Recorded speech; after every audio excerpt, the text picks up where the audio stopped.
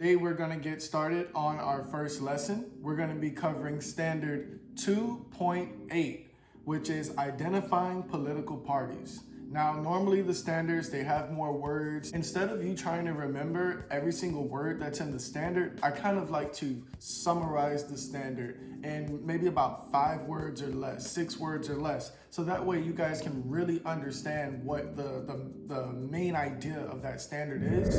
Do you know where you, your parents, or other family members stand on political issues? Some of you might already know who you're supporting in the election coming up in November. You might be going for Joe Biden, you might be going for Donald Trump. This is the best time for me to teach civics, and this is the best time for you to learn it because there's so much going on right now. With so many inequities in our country, so many hypocrisies in our country, it can become a little bit taxing to know what should be done according to law versus what's really happening in our country. And so that can be a little bit taxing. So it's extremely important that you guys are practicing self-care. In this unit, in this lesson, in this entire course, we're going to be analyzing a lot of news media, and that can sometimes take an emotional toll on you. So it's very important that you guys practice that self-care, not over-consuming the news. Some of your parents might be Democrat, some of your parents might be Republican. In this lesson, we're going to define those two political parties, and we're also going to further discuss how these parties act in the real world. So let's get into some key vocabulary. First word, political party. A political party is an organization of people that seeks to achieve common goals by acquiring and exercising political power.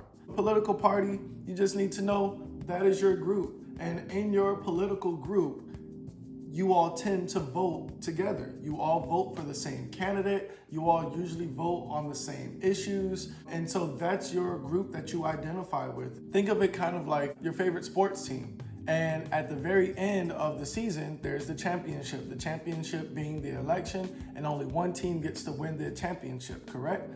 One person who's running for president represents an entire political party. So Donald Trump right now represents the entire Republican Party, whereas Joe Biden represents the entire Democrat Party. And so when one of these two guys wins, that means that it's a victory for their party. The same way as when a basketball team wins a championship, that's a victory for not only the entire team, but also the managers and all of the fans. It's a victory for everyone. So it's the same thing with political parties. Think of it as your political sports team, your political team. Next word is two-party system. Only 2 major parties dominate in politics. Simple enough. Two-party system. In America, there are 2 major political parties, which is Democrat and Republican. So for example, you have the Republican Party, which is more about business, the Democrat Party, which is more about government involvement, the Democrat Party. And for the Democrat Party, I want you to think of we're all in this together. You know, High School Musical. Democrat Party, key words, there isn't no major definition that I came up with. I'm just giving you all the key words that you need to remember to associate with the Democrat Party. So we have civil rights movement, liberal, big government, tax the rich, business regulations, immigration support, gun control, strong middle class, individual freedom, liberty, oppose military spending, environmental protection, and their symbol is the donkey. Democrat Party, we're all in this together. Do you know who the Democrat presidential nominee is? If you guessed Joe Biden, you are right. Republican Party. I want you to remember this quote: every man for himself. Think of terms such as the Party of Lincoln, fought to end slavery, conservative, small government, less taxes for the rich, less business regulations, strict on immigration, tradition and religion, oppose gun control. So if they oppose gun control, if they're against gun control, then that means that they are for guns. They are for people having guns. They are against the government setting laws to limit the amount of guns people have. They are for people having guns. Support military spending. Support engaging in foreign conflict. Supports big business. They create jobs. And their symbol is the elephant. Also, their color is red. Then you have your minor parties. They are less influential than the major party. I'll give you 4 examples of minor parties. The Green Party, which is about environmental protection. Libertarian Party, smallest possible government involvement in citizens' lives. You have the Socialist Party. They believe no private businesses or means of production. What does that mean, Coach Pierre? Socialist basically means that everyone shares everything. There is no private ownership or no private business. We all share everything. So a person that's making $1 million and a person that's making $1,000, what the government is going to do is take that million, take that thousand, add it up, and divide it in 2. So that way, this person and this person gets the same exact thing. Now, there's been so much controversy over socialism. Is it fair? Is it not fair? Well, it would definitely be fair to the poor person who only had $1,000, because when the government takes the money and divides it, they're going to be getting more. But for the person who has the $1 million, they might not think it's fair because the government's going to take that money and split it in half. They didn't work as hard as me. So there's definitely debate on both sides, whether socialism is good or socialism is bad. The Communist Party. And I want you to think of Communist Party. What word do you hear in that? Community. Communist, community. And so Communist Party is very similar to the Socialist Party, except it's like socialism on steroids. It's socialism 2.0. And communism, it takes it a step further. Communism has this thing called command economies. And in communism, the government might even tell you where you need to work.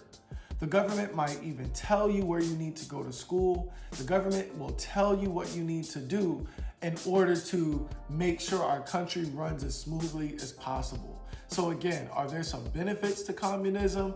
It's kind of like we're all in this together. It's kind of like we're all looking out for each other. But are there some downsides to communism? Less freedom.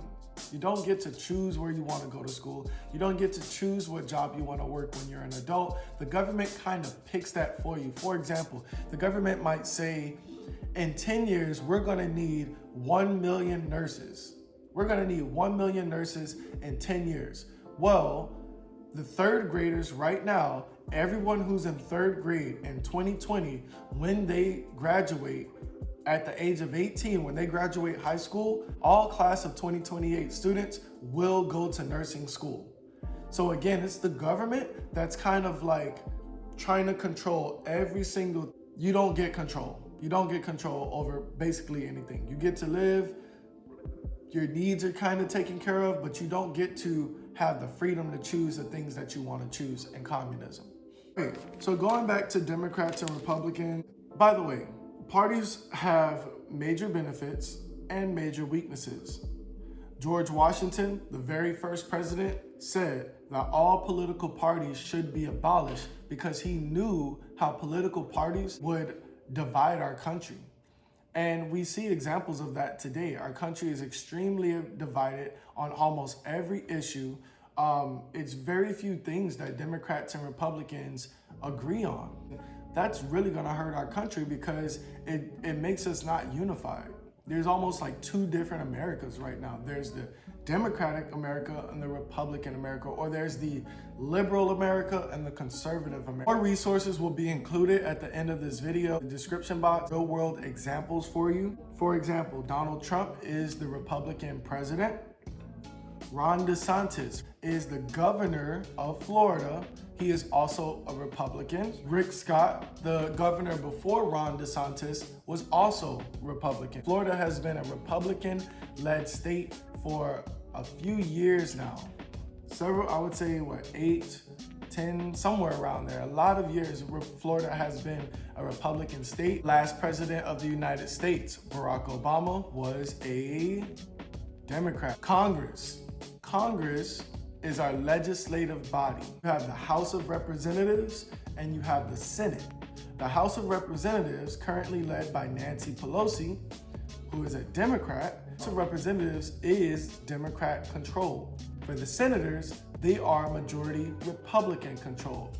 The challenge for today is to go to the political party's website, link down below, and take the survey. When you complete this survey, it's gonna ask you just a few questions about some of your beliefs, and it will tell you which political party you most likely align with. It doesn't tell you, oh, you're this person, but it just says your belief system really aligns to this certain political party. So I'm gonna include that in the description below for you guys to take that survey. Well, guys, that's all for now. Remember, Standard 2.8, identifying those political parties and their ideas about government. So this is something you really just need to read up on, consume that information, watch a little bit of news, a little bit each day so you know what's going on in the world, and also so you're receiving those key vocabulary words. I promise you, if you watch Fox, MSNBC, or CNN, any of the news channels,